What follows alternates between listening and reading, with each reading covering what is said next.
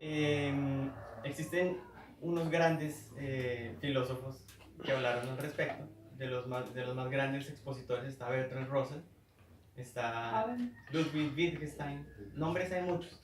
Digamos que el padre de la lógica moderna podría decir que es como, bueno, de la lógica matemática moderna es Gottlob Frege. Todos ellos son unos europeos tremendísimos, ¿sí? Eran personas que, a pesar de que su principal objeto de estudio era lógico-matemático, ¿sí? Ellos hablaban obviamente de la principal cuestión de la filosofía, que es meramente existencial, ¿sí? Cómo vamos a vivir bien. Muchos de ellos hicieron ensayos que no tenían que ver precisamente con la filosofía analítica, pero que examinaban justamente cómo vivir bien, ¿sí? Y es ahí donde se gestan los primeros pasos hacia la informática, como la conocemos hoy en día, ¿sí? Cuando hablamos de tecnología, pues bueno, es hablar de tantas cosas que hay como que crear un embudo para darle sentido a la conversación, ¿sí? Entonces voy a hacer un salto importante en la historia. Ya existen los computadores, ¿sí? Donde intervinieron filósofos matemáticos, ¿sí?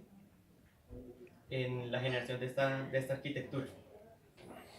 Ya existen los computadores, pero sucede algo. Los computadores no pueden comunicarse entre sí, ¿sí? Son entidades aisladas. Existe una forma de hacerlo, digamos, manualmente, pero tienen que estar en el mismo lugar, ¿sí? Y se conectan físicamente. Pues yo quiero enviar un mensaje a un computador de aquí a uno que está, no sé, en Bogotá, pues no podía, ¿sí? Eso dio paso, obviamente, a la generación de las tecnologías que conocemos como Internet, que se refiere a una red interconectada, ¿sí? Ahora bien, nosotros usamos dos palabras como sin distinción alguna, como que las intercambiamos y pensamos que es lo mismo, pero que realmente no es así. Nosotros decimos la web e internet como si se refirieran a lo mismo, pero no realmente, ¿sí? Si la internet une participantes, que son computadores, la web une contenidos, ¿sí? Entonces, hacia el año 1979 y 1980 más o menos, hay un señor en el CERN, en Europa, Tim Berners-Lee, que está en su universidad y ya existe la internet como estructura y quieren conocer, él quiere saber algo sobre algún tema cualquiera y resulta que la única forma de consultar la información es a través de un directorio virtual que funciona como un árbol, se van desplegando, ¿sí? Los contenidos, como un libro con un índice y uno, pues si quiere acceder a tal contenido, pues tiene que seguir toda la línea, ¿sí?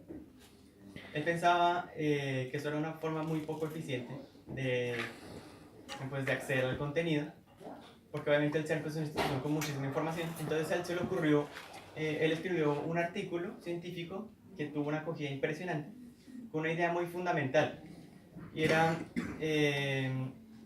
que los contenidos como tal incluyeran vínculos, y esos vínculos llevaron a otras páginas. Básicamente la descripción de una red, ¿sí? De una web, que es la traducción en español. Y la red es básicamente un contenido que tiene vínculos que llevan a otros contenidos, ¿sí? Él lo que hizo fue casar dos tecnologías que ya existían. La de los vínculos entre documentos, que se llama hipertexto, y la de las redes existentes, y casarlas para crear lo que hoy conocemos como, bueno, Internet, ¿sí? Esto, bueno, tuvo un impacto impresionante. Esto tuvo un impacto impresionante en muy pocos años. En menos de 10 años ya existía Google y era una empresa enorme, ¿sí? Pero aquí empieza, digamos, como una cuestión muy interesante.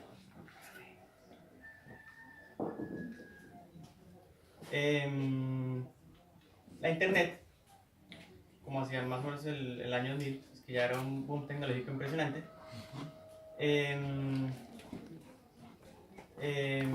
ya digamos que tenía un contenido demasiado exhaustivo. Recuerdo el artículo de un autor, Isaac Asimov, que él decía que la Tierra no debería llamarse Tierra sino océano, pues porque el océano es su principal característica, ¿sí? Sí. Y pues el océano es algo vasto, enorme, grande, ¿sí? Tiene misterios y es muy profundo, ¿sí?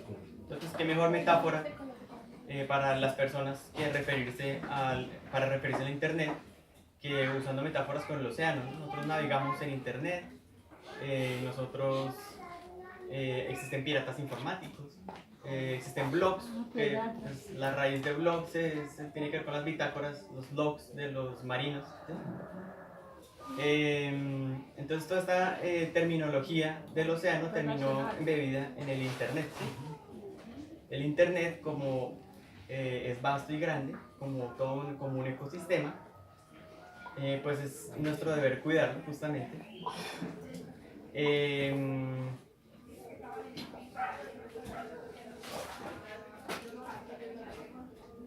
Bien, voy a hacer otro salto. Otro saltico. ¿Me regala un minutico? Claro, claro. Gracias. Primero que todo, pues muy agradable la presentación de un tema que realmente es muy denso, ¿no? Muy denso, pero es muy llamativo porque en el caso colombiano ustedes recuerdan los primeros telégrafos. Cuando llegan los primeros telégrafos a Colombia, estamos en las repúblicas de los liberales radicales en el siglo XIX, ¿no? En esa, en 1863, llegan los primeros telégrafos. Los telégrafos pues, se habían desarrollado en Europa inicialmente, en Estados Unidos, telégrafo alámbrico. Después viene el concepto de la telegrafía inalámbrica, que es para 1910 más o menos ya existía. Y todo eso, cuando llega a Colombia, precisamente el desarrollo de los telégrafos fue lo que le permitió a Rafael Núñez pues, ganarle la guerra a los liberales radicales y poner la Constitución de 1986, o sea, mandarnos a la Edad Media, ¿ya? Sin embargo, pues la vida sigue y ustedes recuerdan Radio Sutatensa. Sí. Bueno, entonces Radio Sutatensa es una comunicación, lo que está explicando el compañero, unidireccional. Entonces hay una fuente emisora y muchos receptores, que es lo que en la jerga se dice el broadcast, que traducido al inglés es distribuirle para todos, abroad, a todos. El concepto de Internet tiene dos palabras. Net es red. Inter es una abreviación de interconexión de redes. Entonces, sobre el desarrollo de las redes de telefonía, después ya se llaman telecomunicaciones porque además de la voz van los datos y después va la televisión. Entonces ahora después llega todos estos elementos vienen, ya no dependen del discado, ¿se acuerdan del teléfono de disco?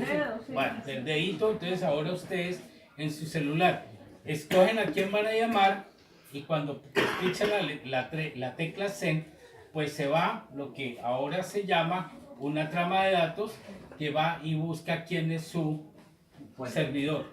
Y ese servidor entonces le lleva la llamada a Cartagena o a Canadá. Entonces, en ese manejo hay dos cosas. O nos quedamos en el estudio técnico, pues entonces eso es del dominio de los ingenieros, ¿sí? O nos vamos a las aplicaciones. Que de paso hago una aclaración porque alguien me llamó la atención porque yo hablé de una señora ministra TIC en un WhatsApp de Osos por Bogotá y me dijo no al lugar, sí al lugar, porque el Ministerio de Comunicaciones, el gobierno Uribe lo cambió de nombre, lo volvió Ministerio TIC. O sea, le subió el concepto de la comunicación al concepto de las tecnologías de la información y las comunicaciones. Entonces ahora es un componente de todos. ¿Y por qué si era relevante hablar de ella? Pues porque ella era la jefe de las redes de comunicaciones de la campaña, pues del otro lado. Entonces, por eso era pertinente, digamos, hacer una palabrita web. Web traduce telaraña, ¿sí? Porque es la araña, web. Telaraña, entonces eso era para darle ahí un complemento a la exposición. Le quiero consultar algo. Sí, efectivamente, como usted lo dijo, Colombia fue la pionera en cuanto a las redes troncales de fibra óptica. Hablo de año 1980 por ahí. 1990. 80 y 90, Telecom extendió una red troncal nacional de sur a norte y de oriente a occidente, aparte del cubrimiento de las estaciones repetidoras que tenía a lo largo y ancho del país. Se asoció con otras empresas y conectaron el cable submarino desde Antofagasta, Chile, en el sur de Chile, por todo el litoral pacífico, entró a Colombia por Nariño, creo, Tumaco, o Buenaventura, una de las dos, y se extendió aquí en todo Colombia, salió por el Puerto Colombia a conectarse al sur de la Florida. Y ese cable, pues es el que, como tú lo reconoces, es el que ha soportado todo ese mundo de información y de comunicaciones en la red. Pero mi pregunta va a lo siguiente: ¿quién fue el craneador y qué hardware maneja? ¿Quién es el dueño de toda esa robustez de computadores o de no sé qué, no sé, dónde se procesa toda esa información que sube segundo a segundo a la red en todo el mundo? ¿Quién es el dueño? ¿Quién procesa esa información? ¿Dónde la procesan? Pienso que deben haber muchos sitios. Aquí hay dos temas importantes, y uno es el contenido, que es la virtualidad de esa plataforma, y el otro es la infraestructura, ¿sí? Ambos tienen, digamos, sus propias economías, ¿sí? Y en términos de infraestructura, lo cierto es que a pesar de que existen grandes empresas que manejan cables interoceánicos como Level 3, ¿sí?, de las empresas más grandes, lo cierto es que existe una gran cooperación, porque ellos ven como un fin práctico el hecho de estar conectados, la interconectividad, ¿sí? Entonces eso se replica tanto en el nivel de infraestructura como a nivel de contenidos, donde no se puede pensar en un único gran craneador de estas tecnologías, sino más bien personas que hallaron como ciertas tecnologías que se pueden usar con estas otras, ¿sí? Existen ciertamente personas que desarrollaron estas tecnologías, pero existen los casos de personas que lo hicieron de forma anónima, ¿sí? Tengo entendido que fue al final de la Segunda Guerra Mundial, en donde ya estaba prácticamente casi fue parte de la Guerra Fría. El origen de la infraestructura de Internet es militar, como muchas tecnologías que hoy en día utilizamos como consumidores normales. Pero la pregunta de Miguel es pertinente porque me olvidaba de decir un dato importante. Cuando se empiezan a crear esos nodos, así se llama nodo porque es a donde llegan varias líneas y se anudan, por eso se llama nodo. Entonces, ese nodo, efectivamente, el que maneja el Internet en Colombia, está en la Florida, Estados Unidos. Entonces, razón por la cual Telecom desarrolló un cable. Telecom había tenido algunos cables submarinos cuando todavía era, Colombia todavía era parte de Panamá. Panamá era parte de Colombia. Y fueron los primeros desarrollos de comunicaciones por cables submarinos, donde eran cables coaxiales. Después, cuando se inventan el que fundiendo arena se hacen los hilos de fibra óptica, entonces sale la conexión hasta Puerto Rico y en Puerto Rico enlaza con otro cable que va a Estados Unidos y años más tarde sacan otro cable para Europa. Toda la comunicación, si usted quiere entrar a la página de la Gobernación de Cundinamarca o a la página del periódico El Tiempo, toda la comunicación sale y se enruta a ese nodo y vuelve. Hoy en día entonces lo que están tratando de hacer es no depender de ese nodo. Entonces puede haber un nodo que esté en China, otro nodo que esté en Rusia, en Italia, pero actualmente hay una bastante dependencia de esa conectividad a través de ese cable, y de hecho sea de paso, eso fue fruto del esfuerzo de los colombianos. En el año 2003 sacan un esquema, lo ponen a la venta y el Estado colombiano se reservó el 32%. Ahorita la gente anda embolatada, no sabe qué es eso, ni le interesa ni le importa.